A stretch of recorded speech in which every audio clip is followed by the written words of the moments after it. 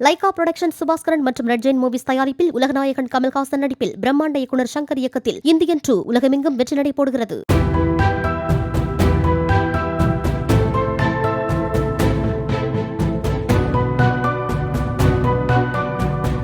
புதுக்கோட்டை தஞ்சை மாவட்ட கடைமடை பகுதியில் கல்லணை கால்வாய் பாசன வரம்பில் உள்ள 152 ஏரிகள், குளங்களுக்கு நீர் செல்லவில்லை என்று அப்பகுதி விவசாயிகள் புகார் தெரிவித்துள்ளனர். கல்லணை கால்வாயில் 56 கிலோமீட்டர் தூரத்திற்கு நடக்கும் சீரமைப்பு பணி நிறைவடையாததால் அந்த பகுதிகளுக்கு தண்ணீர் திறக்கப்படவில்லை என நீர்வளத்துறை அதிகாரிகள் விளக்கம் அளித்துள்ளனர். கால்வாய் சீரமைப்பு பணிகள் இம்மாதம் 15ஆம் தேதிக்குள் முடிக்கப்பட்டு நீர் திறக்கப்படும் எனவும் அதிகாரிகள் உறுதியளித்துள்ளனர்.